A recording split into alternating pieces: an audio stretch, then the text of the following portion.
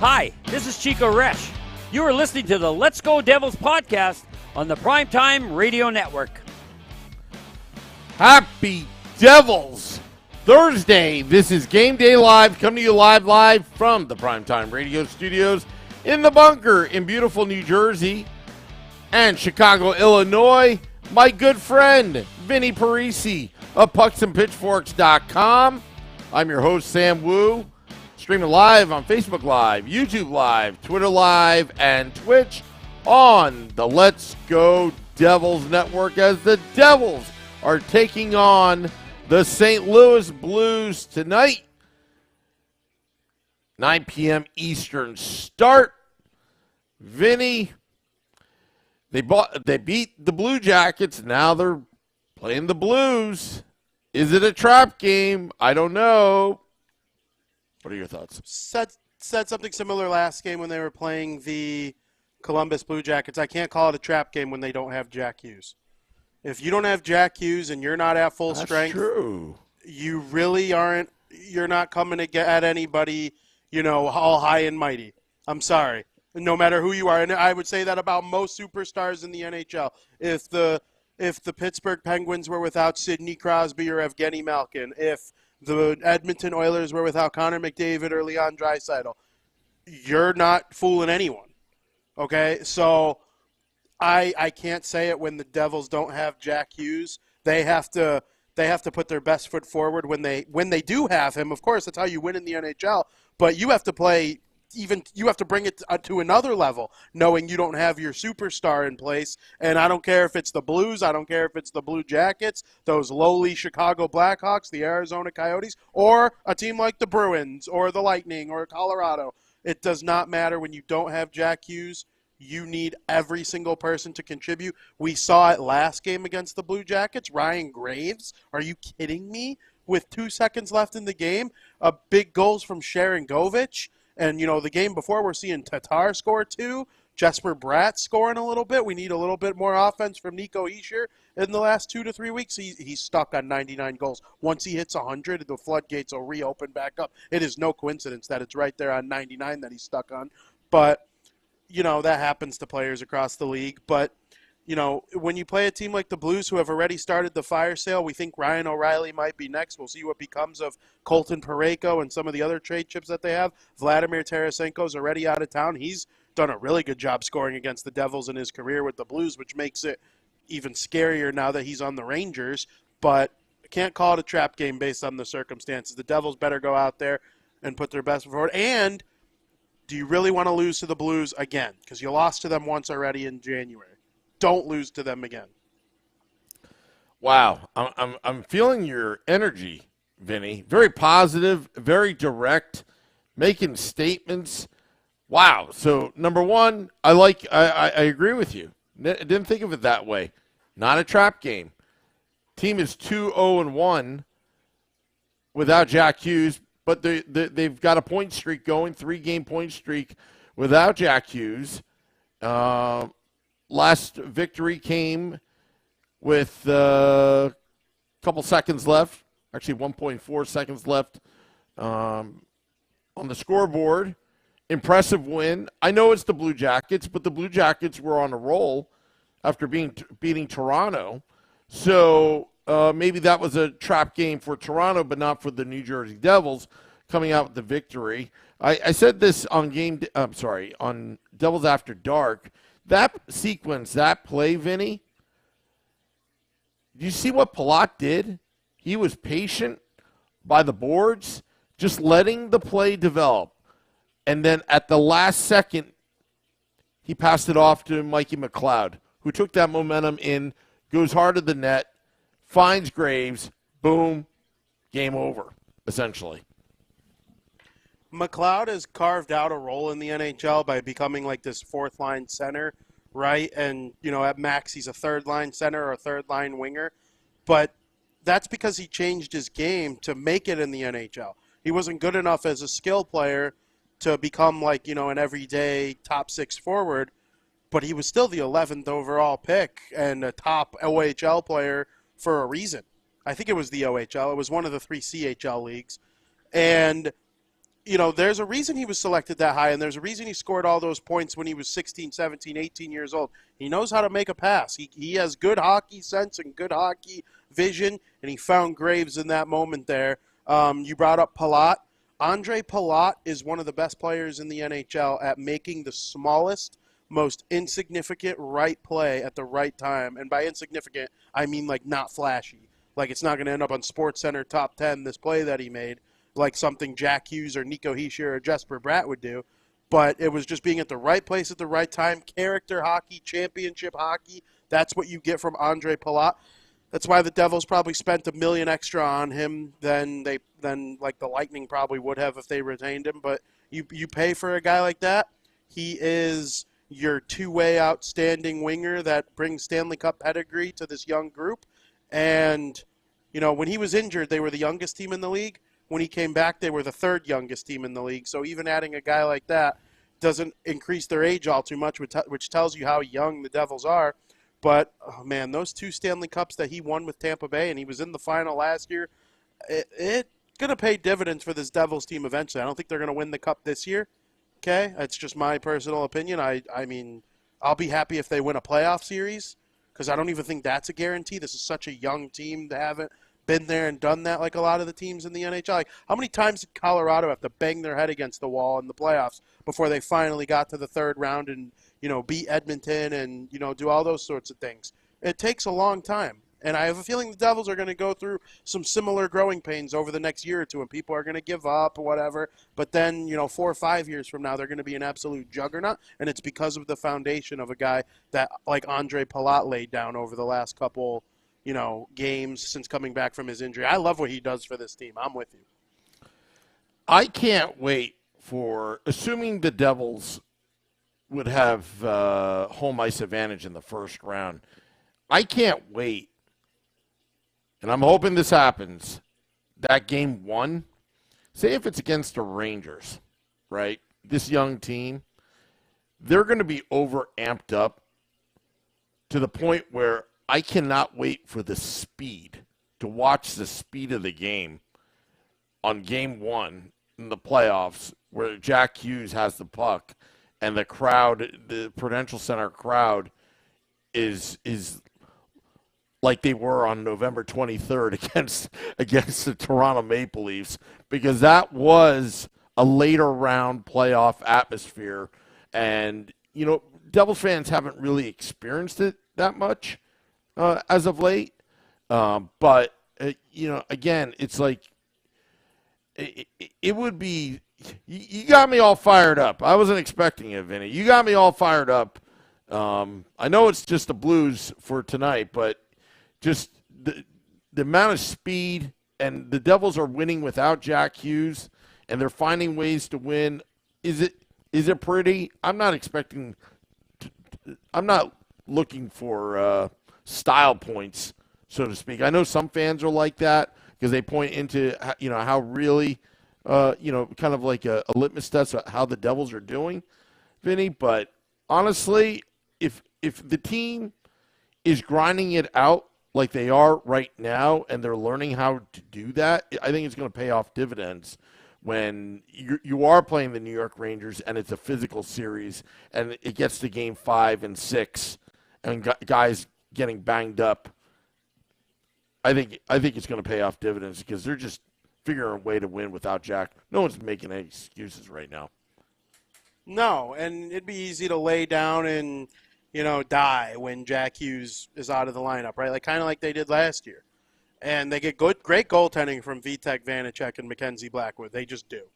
And people got on me during December because they were playing so well but losing, and I would point that out. I'd be like, you outshot them to hell, right? You're outshooting them 45-20, and you're losing the game 3-2 because, Linus Allmark is standing on his head. Or Igor Shesterkin decided to imitate Henrik Lundqvist in his prime, in this one game you're playing against the Rangers. Or, the Islanders with Sorokin, like that one game that I was at when I was in New Jersey. They ended up scoring 4 goals because Jack Hughes took over in the end. But, the Islanders played a sound game that day, and Varlamov was awesome, and they outplayed the Islanders, and they lost 6-4. Games like that were happening in December, and people were mad about it But now you flip the script here in January and February. They're kind of not playing their best hockey, but they're squeezing out 2 points, and people still complaining.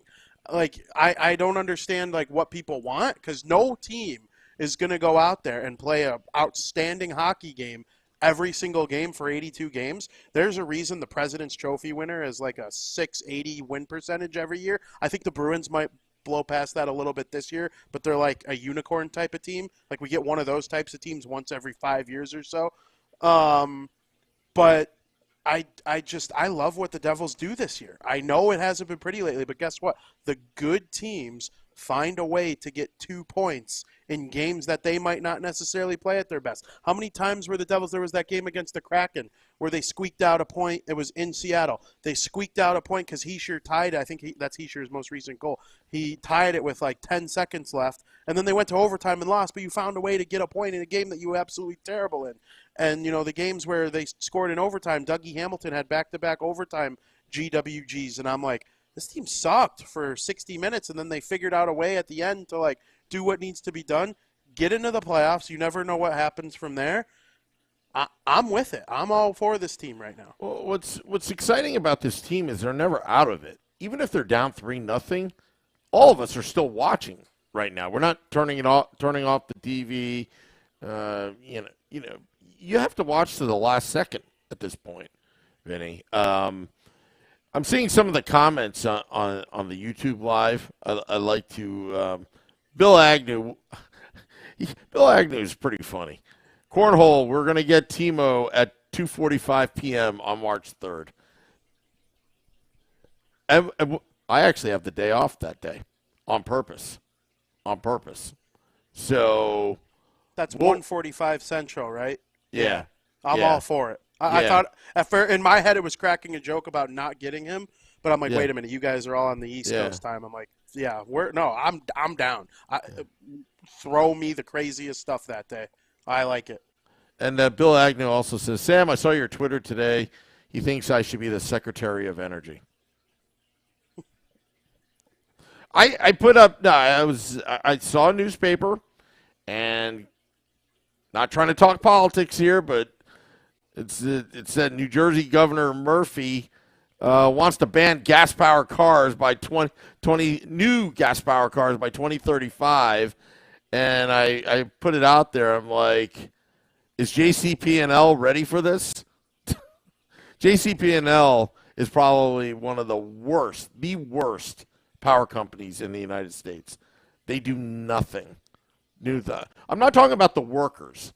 The workers are the real people. I'm talking about First Energy and corporate. I could go on and on and on and on how bad JCP&L is. When the Devils weren't making the playoffs and their power play was the worst in the league, that should have been sponsored by JCP&L. I'm dead serious. That's funny. Like I still follow my old town on Facebook, like some of the businesses, and like it seems like every 10 days, power went out again, transformer blew, power went out again. This is ridiculous. How can anybody run a business? Sorry, folks, power is out again. Anyway, I'm going off the rails right now. There's a game to be played, but I'm just reading some of these comments, and you know what? It just seems like the 24/7, 365 news cycle. I'm going to make a comment here. I may offend people, but it's the same crap that we were talking about 15 days ago, but just through another media member.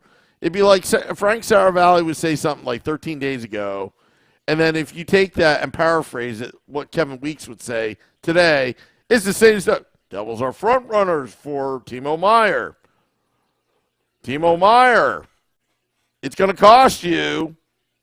And Devils fans are getting all like pumped up, like, yes, it's going to happen because this person's talking about it.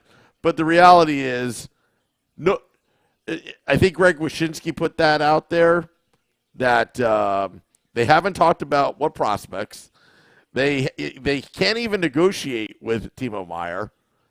Claude Lemieux hasn't had permission yet.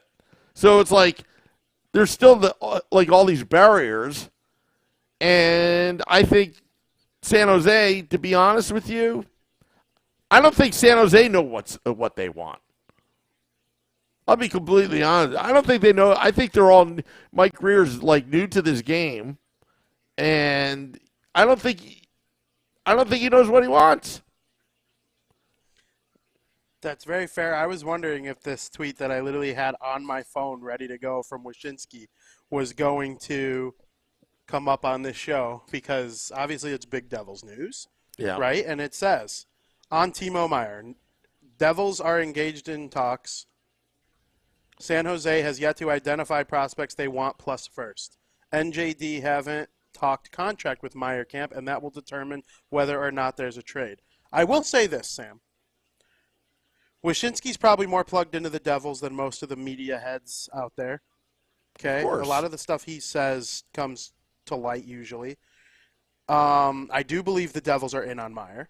All signs have point me to believe that they will be one of the finalists, and they will essentially get last pick, if you will, because I think they'll be able to come up with a package better than Carolina, Toronto, and, the Rangers are probably out of it, but there was another team in the mix, Dallas maybe.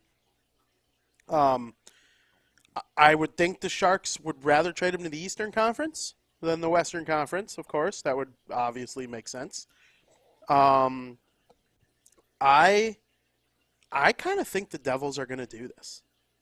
Like, I really, really do. And I think the fact that they are so hell-bent on a contract extension is why I'm okay with it. They're not making this deal unless they have 7 for 8 or 8 for 8 with Meier locked and loaded. They are honestly not losing this guy if they trade for him. This is my honest opinion. The longer it goes to that deadline, the better it is for the New Jersey Devils. Agreed. Because leverage is there already. And Tom Fitzgerald, I mean, based on what Wyshynski said, and I'm glad you had the tweet in front of you. That was what I was kind of going off of. Because Wyshynski's not only a New Jersey native and plugged in with the Devils, if you remember in the past, they all went to, it's always Wyshynski and Emily Kaplan having the exclusive stuff with the Devils. So obviously there's a relationship there with the ESPN and the PR people at the New Jersey Devils. But, when I read that, I'm thinking to myself, you know what? The Devils are going to do their best to get it done, and that's why they're leaking. They're leaking it so the fans kind of know, okay, we're on it.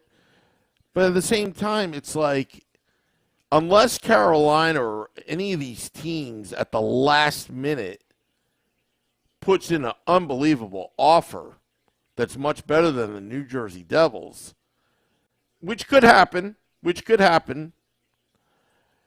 at the very least, Tom Fitzgerald jacked up the price. But right now, from what we're seeing, okay, first rounder, couple, higher end prospect, but not elite. I think that's a reasonable deal to get it done. Some of the talk, some of the chatter on social media, you're talking about either Luke Hughes or it's not going to happen. It's not going to happen. Because at that point, all Tom Fitzgerald has to do is, all right, we'll take the risk and wait for unrestricted free agency. Then we don't have to give up anybody at all. You're just going to have to be patient, But I don't think Tommy Fitz wants to get to that point yet. There are 3 things that would deter me from wanting the Devils to trade for Timo Meier. The first would be trading Luke Hughes. He should be untouchable just so Jack can be happy. I know that sounds ridiculous, and the fact that Luke Hughes is one of the best college players in the world, he'll be in the Hobie Baker conversation. Like, he's a very, very good player in his own right. He's a little bit different than Quinn Hughes. You can't watch Quinn Hughes and be like, we're getting that. I think Quinn is a little more specifically offensive-minded, where Luke is a little bit better of a skater. So I think he'll be a little more two-way. And I wouldn't trade Nemec for Meier. If you trade Nemec, you better be getting something, like, extraordinary. And I wouldn't acquire him without having a contract extension in place. Because you can't give up a first, Alexander Holtz, Riley Walsh, and Shakir Muhammadulin for Timo Meyer for him to be an RFA at the end of this year, get offer sheeted, and then leave. That just can't be how it goes. It has to be he's here for the long haul. If the Devils win the Stanley Cup in the Jack Hughes, Nico Hischier era, Timo Meyer's name will get inscribed on the cup as well. And do I think he's a championship player? Yes, I do. I'll be frank with you. I do. I think Timo Meyer is a top 5 player on a championship squad, or at least a top 5 forward. And he could lead any championship team in goals, maybe not points. Like, I think Jack Hughes is that guy for the Devils, and I think Hischier and Meyer and Bratt, all of their offensive ceiling is pretty on par with each other. You have 4 guys like that. I mean, you have Crosby, Malkin, Kunitz, and Dupuis, right? You have Taves, Kane, Sharp, and Hossa. Maybe not Hall of Fame like that. Like, we'll see. We got a long way to go. But, like, a big 4 in terms of forwards that you can rely on every single day, and then you throw out defensemen like, let's say, Hughes and Nemec reach their potential, like we kind of hope they do. I mean, a lot of this winning the cup stuff does depend on the Devils' young players reaching and staying at their top potential, and that includes the defensemen they've drafted. So I do think it'd be a good part of the process at the right price. I would not give up a first in Nemec and, next year's first. Like, there's a limit to it. But I do think they're going to be in the race till the end. I wouldn't mind if they gave 2024 first. And this year's? No. Yeah, I would say 2023 is off the table. I would say I would give unprotected 2024 because I think it's at this point relatively safe that the Devils wouldn't be a lottery pick in 2024. An unprotected 2024 first-round pick. You may have to Are give they going to up. be confident enough, though, to not make it top 12 protected, like the Islanders did with Bo Horvat? Because the Devils, like, we think they're going to make the playoffs, right? Like, they're a lock in a lot of people's mind, but this team hasn't made the playoffs but once in the last 10 years. So, like, it loses the value of that first-round pick. Once you have it protected, you're going to have to fork over a little bit more. That's fair. I would take the risk of saying unprotected 2024, 2023 first round is off the table. And then let's see. And just so you know, Vinny, I normally don't talk about trades. I normally don't, but just based on what we're hearing from Wyshynski and other reporters, beat reporters as well, it could take an Alexander Holtz. So it's kind of like, okay, you get a young prospect back to fit that mold as a winger on the team. And then you got your first round, and then either Riley Walsh, someone that's already – yeah. And maybe throw a fourth rounder in there. It may work. What about someone on the roster? Sharon Govich, Mercer, those guys' names have come up. Boquist. Well, I'd be scared to trade Mercer, but anybody on the current roster.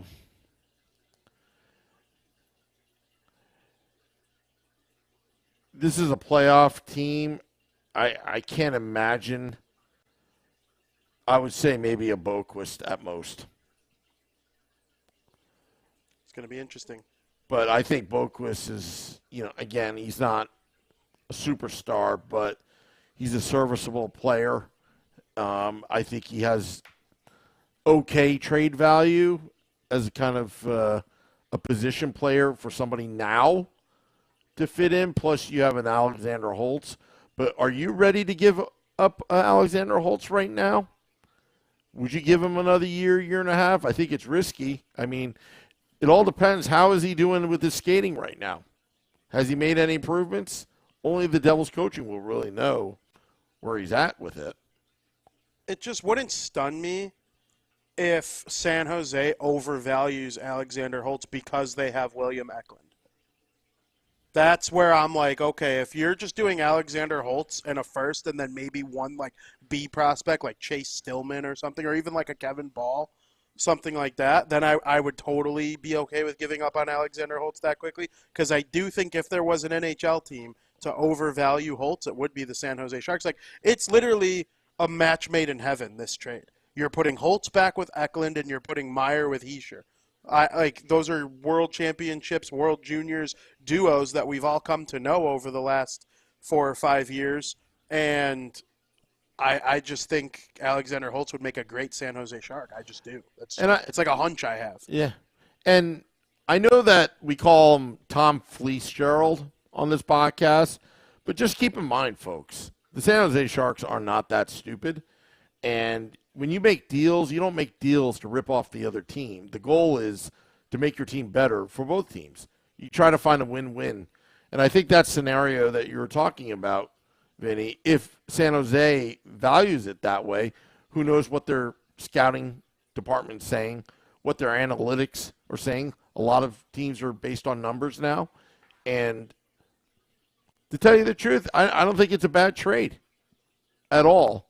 Now, San Jose, some dopey San Jose podcasters may think so, and then try to, flame bait you into a pissing match online. But the reality is, it's all about leverage. What are other teams doing, and will Carolina make a move in the end there at the 11th hour as this thing goes on and on and on? And will Tom Fitzgerald counter as well? He'll at least be given an opportunity to counter. If he doesn't, that means it's probably a good thing, would be my guess. Yeah. At the same time, without that extension, in my mind, that lowers the value for Timo Meyer. Oh, yeah. To send players there. So, but right now it is February 16th. March 3rd is still a couple weeks away. And we're still also focused on our February 25th $500,000 party at American Whiskey, 51 Edison Place, starting at 3 p.m. Eastern. I'll be working all day tomorrow, Vinny, on this $500,000 party. So we'll have more details out on social media as well as we surpassed 500,000 downloads. Let's get to our Thursday night predictions, Vinny. I'll let you go first. My predictions, the Blues beat the Devils. They are one of a few teams to beat the Devils this season. You lose to them tonight, you run into the possibility of them being one of the only teams who you don't beat this season, because this is the second and final time that you will be playing them. They were in danger of that against the Dallas Stars a couple Fridays ago, and they found a way to win in overtime. Jackie Boy came through. So I think the Devils are going to avoid being swept by the St. Louis Blues this season through a big win tonight without Jack Hughes. This will probably be their last game without Jack Hughes, because they were heeing and hawing about him. He wants to come back. He was 50-50 going into today. He's not going to play tonight. I actually found out he wasn't playing tonight through my fantasy hockey app, because his status changed from day to day to out at like noon Central. So I knew he wasn't playing from that first, which is kind of funny. But I'm going to say the Devils are going to get this big win tonight over the Blues by a score of 5-2. 5-2. Wow, going aggressive. I hate Jordan Binnington, that mother. Ooh, I don't like him. He's so annoying. Yeah. Short Sky and I went to that game against the Blues where the Devils lost at Prudential Center. I'm going to say Vanacek is going to have a great game.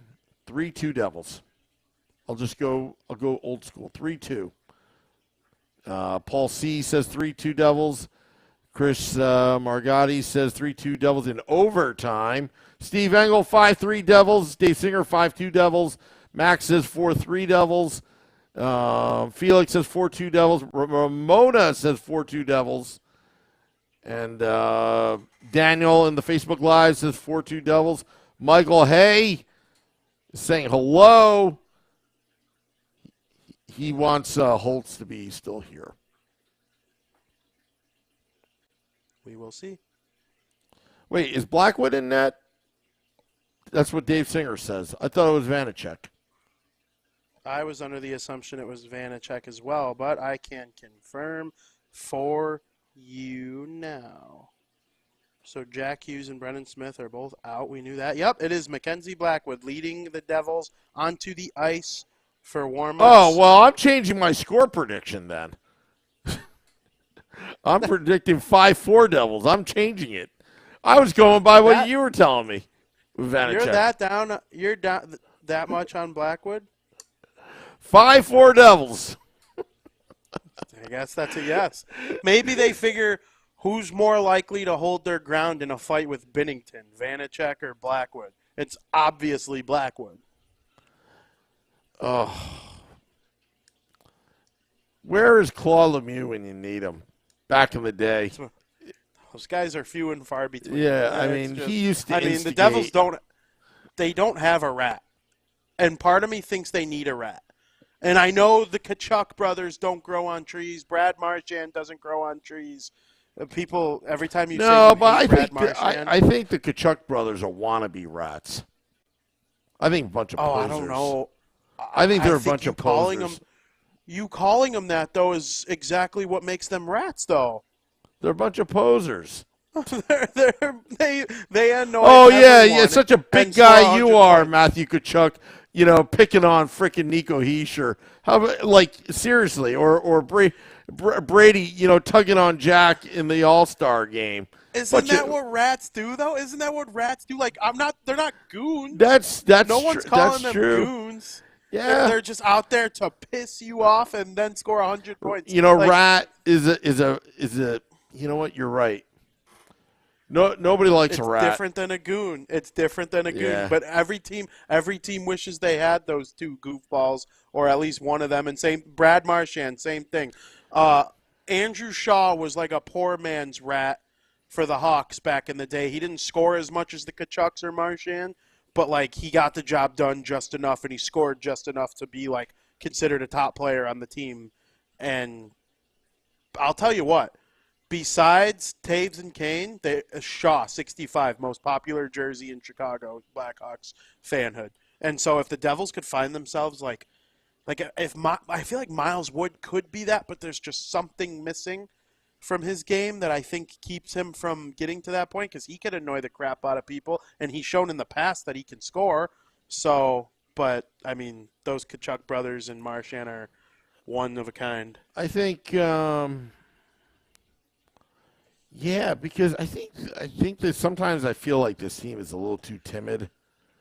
That they're not the aggressor. They're just kind of very passive in that respect. I mean, like Ahoitu can hit, but you're right. It's all about being a rat, and just like when Ty Domi used to turtle after he just caused a complete incident. A scene out on the ice. That was Ty Domi. That was part of his game. Max would make a great Devil right now. He's been scoring a little more this season. Chicago kind of revamped his career. If Ty's kid Max played for the Devils, which they have kind of a Devils tie, don't they? What was the reason Ty was always at the game when the Coyotes or the Habs, whatever team Max was playing for at the time, whenever Max was in town as a visitor, his dad Ty was in the stands. They're not from New Jersey, obviously. No, I don't think. Ty didn't play for the Devils. No, it was the Leafs. He played for the Rangers, but that's about it. I mean, I don't remember. The only connection Ty Domi has is he befriended the guy that he fought in the penalty box, that Flyer fan. Max definitely chips in more offense than his dad Ty. So I wonder if he played on the third line or something, would he be able to mix it up just enough? I don't know. Yeah. There are some interesting questions for Tom Fitzgerald beyond Timo Meyer going into the trade deadline season. Yeah. All right, Vinny, time to close the podcast. We'll be back after the game. Devils After Dark, Scotty at Sirius XM, Liquid Metal, and I. We'll recap the game that was. It's going to be a late one, folks, but we'll be up. We hope you enjoy the game. Dropping the podcast in about 20 minutes. For our truckers out there that always listen to us, working the overnight shift, it's going to be a late one. Till next time, let's go Devils.